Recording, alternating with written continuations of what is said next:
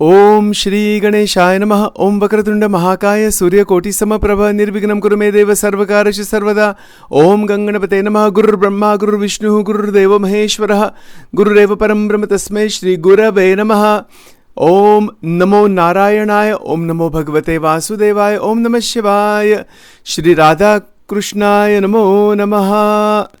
Om Shri Hanumanji Maharaj Ki Jai.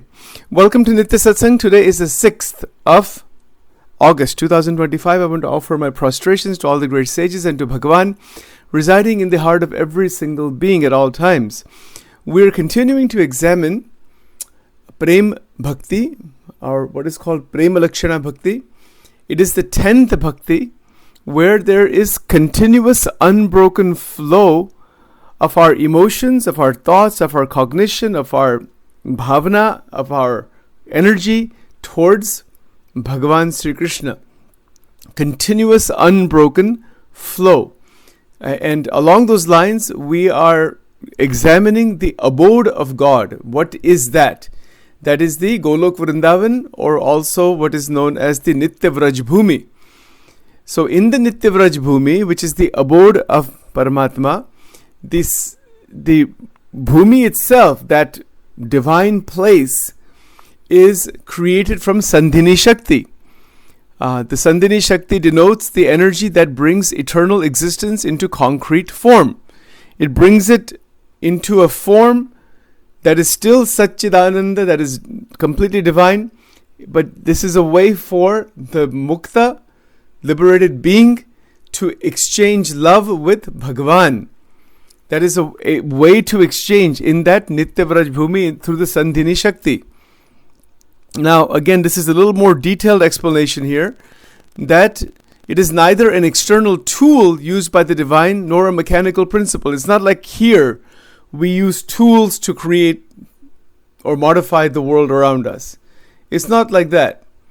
Rather, it is the Lord's own capacity to render His inner will spatially tangible. Bhagavan Krishna's will, His own desire is such, His own Shakti is such, that He creates that Dhama. That is the creation of the Dham, the abode that is Goloka, using His own capacity and His own will, and that makes it available for all the liberated beings to be there. Because His potency is co-eternal with Krishna, Sri Krishna, it produces realms that are not created in time but manifest eternally. So those realms that are within Golok Vrindavan are eternal. They are nitya. They're not subject to time. There is no creation, sustenance, dissolution as in the Brahmand. We are living inside Brahmand. We're living in the material universes. We're living inside the Milky Way galaxy. Meaning the Jivatma is inside this material universe as part of the Milky Way galaxy.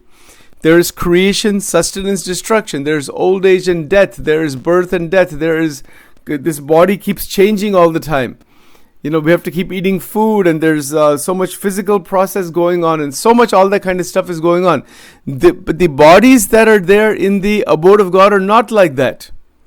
They are Sat Chit Ananda Vigraha. They are Bhagavati Tanu. They are in fact made out of the same substance as the body of God, Bhagavan ka sharir. Wo divya sharir hai.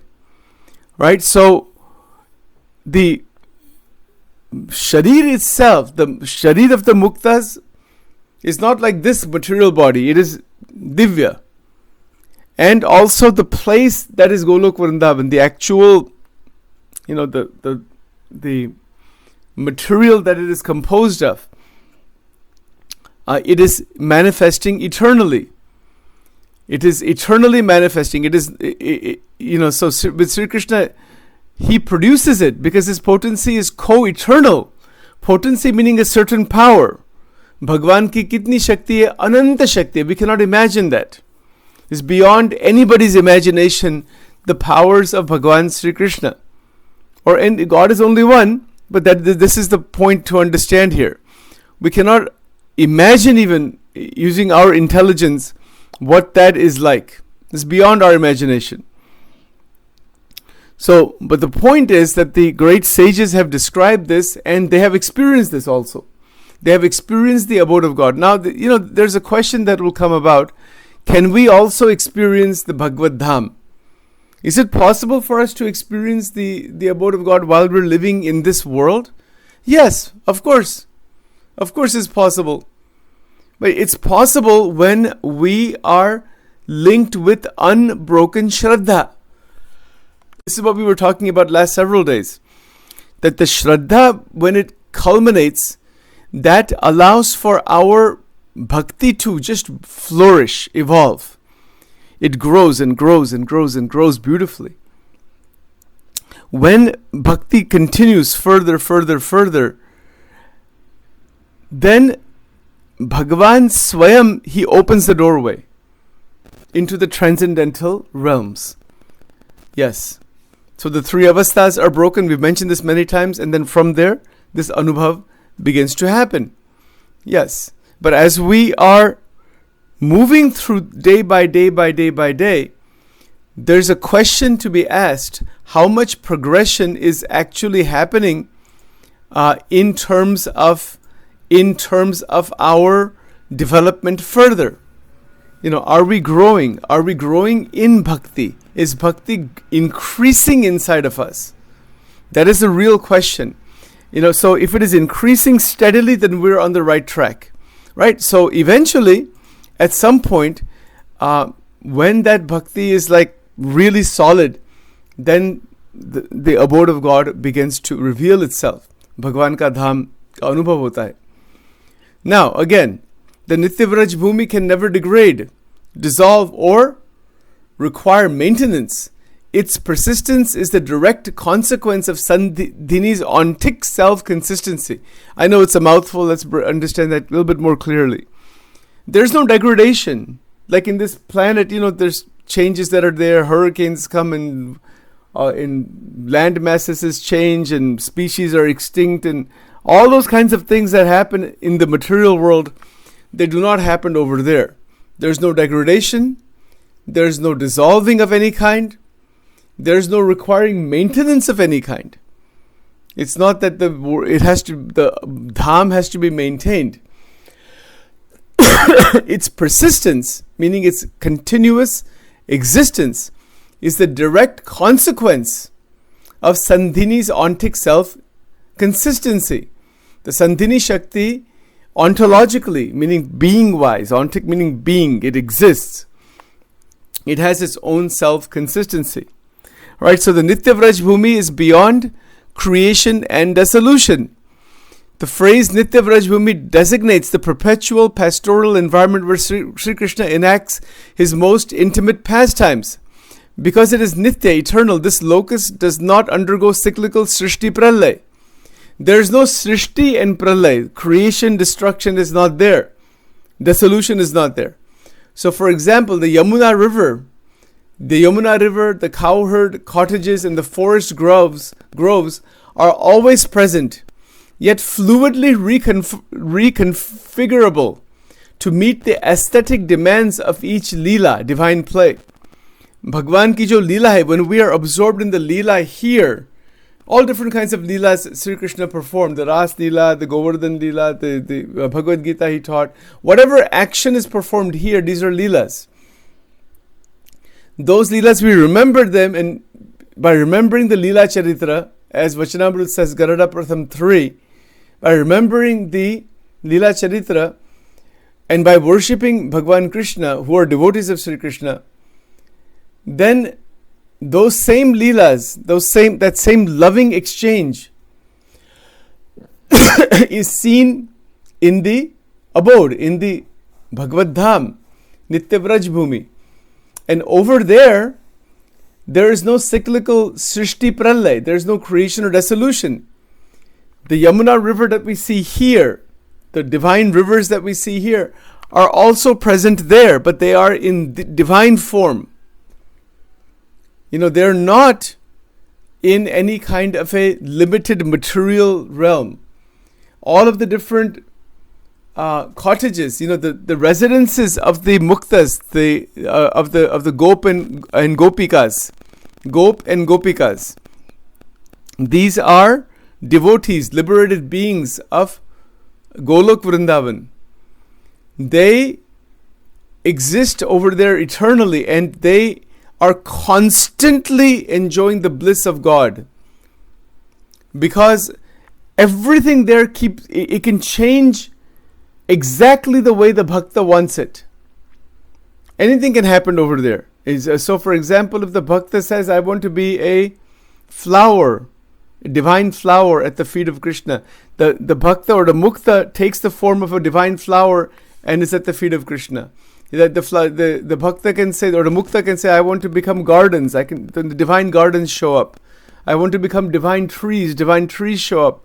I want to be the flute of Sri Krishna, the flute of Bhagwan Krishna. That is also a mukta.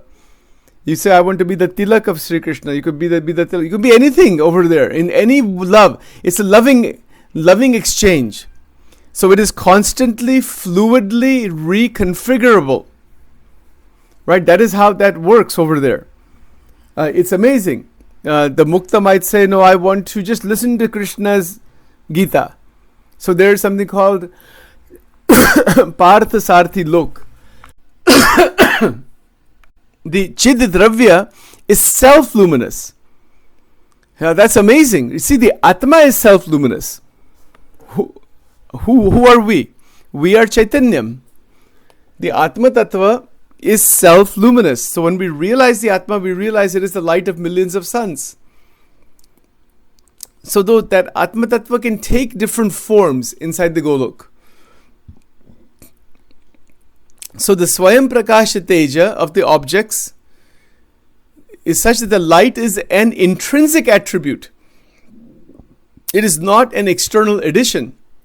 For example, right now I'm sitting in my room. There is a small lamp here. The sunlight is also coming. There's computer light coming. So you're seeing me, this body, because of the external light. So that is not Swayam Prakash. I'm not sitting here, but my own light, just you're seeing me like that. No. What you're seeing me as it's a reflection from the several lights. But that's not like that in the abode of God. Everything is self-luminous. It's quite extraordinary, right? So because Chid Dravya is self-luminous, objects emit their own Swayam Prakash Tej, a self-manifest brilliance. Light is an intrinsic attribute, not an external addition. It is an intrinsic attribute of the objects themselves. We don't see that here in this world. We don't see anything like this in this world. Except the sun. We can say the sun has its own luminosity. It doesn't get luminosity, from some other object in the universe. Yeah, no doubt. The sun is getting its luminosity from God, but that is a different matter. But other than that, there's no other object in the universe that is making the sun luminous. In that sense, the Surya Prakash is self-luminous. Okay, so these entities are also self-delighting. That's another aspect. Rocks and trees and particles of dust and flowers and whatever else we see here, it all appears there in a very different way, divine way. It is self-delighting. They experience ananda intrinsically. Intrinsic, unbroken ananda. The muktas, the liberated beings, everything is a liberated being over there. So meaning that joy is woven into the fabric of the space, not this kind of space, it is divine space. Joy is woven, stitched into the fabric. Everything is joy. This is what we want in life, don't we? Isn't this what we want? All these things that we're describing. We want constant joy. We don't want anything other than joy. Everybody wants that. But it's not available in the material world. Material world cannot provide continuous joy. It can only provide sukh dukh, that's all. But that's not the case in the Bhagavad Dham. And to reach that 10th bhakti, akhanda prema bhakti, Bhagwan ka naam, Bhagwan ka kirtan, Bhagwan ke saath sambandh, it just goes on and on. Sab seva, whatever we're doing, we do everything to please the Paramatma. Isme koi ahankar nahi hai. None of those things are there. Right? So joy is woven into the fabric of that divine space. Finally, They are emotion responsive, meaning what? That the objects are responsive to the bhav. The objects are responsive to the bhav. So that is an extraordinary state to be in. It is where, for example, the courtyards enlarge for jubilant kirtana groups and contract for private yugal darshan. Whatever you want happens there. But whatever the bhakta wants is all related to bhakti. The bhakta doesn't want, or the mukta doesn't want anything that is not related to bhakti over there. If the mukta wants something, and I'll close with this point, I'll try to stick to time here. If the mukta wants something other than Sri Krishna and gets attracted to the objects and other things over there, then something interesting happens. And this is written in Vedras. Bhagwan Swaminarayan ka Vedras. This is the scripture. I'm holding it in my hands. You can see it right here. Ye Shastra hai, I don't know if you can see that or not. It's not really coming clearly on the screen. But anyway, it's not showing up for some reason. Well, there it is. So it's a book I'm holding in my hand. And that is called Vedras. Now there's an interesting statement there. That if a mukta who is already liberated inside Golok gets deflected for some reason, usually it would not happen, but if the mukta gets deflected away from the feet of Sri Krishna, away from that bhakti to Krishna, into the objects themselves, which are all also forms of Krishna, but something slightly other than Sri Krishna is wished for, that this is, it gets deflected into the extraordinary vibhuti that is called Golok Sambandhi Vibhuti, Golokni Vibhuti. If that happens, then that mukta can be reborn back into the universes again. It's kind of, because now the desire for something other than Paramatma, then that mukta can be taken out of Golok and then be born into the Brahmands again. Brahmand mein uska entrance fir ho sakta hai. The person doesn't really ever get bound in the Brahman because there's no real falling away from the Golok Vrindavan. But it is just one of the ways to teach the notion of not deflecting from Paramatma. Even the mukta, if it gets deflected into something other than that Paramatma, if he sees everything in the form of Paramatma, then it is not an issue. But like there's a deflection, like they could happen in our lives here, right? For example, we're doing bhajan, kirtan, manan, chintan, we're doing lots of wonderful bhakti and all that. And then all of a sudden, we get, something attracts us somewhere even in the temple or in the bhajan place, or something deflects our mind. So that deflection is a deficiency. You see, so this is the whole point, that the Golok Vrindavan mein jab mukti hoti hai, that's the eternal mukti. Usually there is no falling back, but there's still a caveat. There's a statement, I'll have to find it actually in the scripture, that it is possible to be born back into the Brahman and take different forms again, because you wanted something other than Paramatma. When we don't want anything other than Paramatma, there is no coming into the Brahmand. पर ब्रह्मांड में फिर किसी का बालक बनना है, फिर किसी के, ये सब संसार चक्र, लक 84, यमपुरी, गर्भवास, ये सब दुख भोगना. Who wants to go through all that mess? Unless Bhagwan Krishna himself sends the mukta, there should not be any desire to come back inside this sansar. बिल्कुल नहीं, यहाँ आना ही नहीं है फिर. This is the last Chhello जन्म करी लेवो. End of this process. फिर Bhagwan sends the mukta here, that is different. That is a different matter. Then that is a whole different ball game. Of course, the bhakta doesn't want anything other than the love for Krishna. That's all. He doesn't want anything other than that. He doesn't even want, the different kinds of muktis and all those things. Bhagwan sab dete hai usko. He doesn't want that. He wants only love for Sri Krishna, right? So this is the whole point. So let's close here for now. And then we will continue on this further tomorrow. Om Vakratunda Mahakaya Surya Koti Samaprabha Nirvignam Kurume Deva Sarvakarachi Sarvada Om Vame Yasya Sita Radha Shrisha Yasya Asti Bhakshasi Vrindavana Biharam Tam Sri Krishna Mriti Chinte Hare Krishna Krishna Krishna Hare Hare Hare Ram Ram Ram Hare Hare Om Namo Narayanaya Om Namo Bhagavate Vasudevaya Om Namah Shivaya Om Namah Shivaya ओम नमः शिवाय, ओम श्री सद्गुरुभ्यो नमः, श्री परमगुरुभ्यो नमः, ओम ऐं ह्रीं क्लीं चामुण्डाय विच्चे स्वाहा, ओम दुर्गे दुर्गे रक्षिणी ठ ठ स्वाहा, श्री दुर्गार्पणमस्तु, ओम ह्रीं स्वाहा।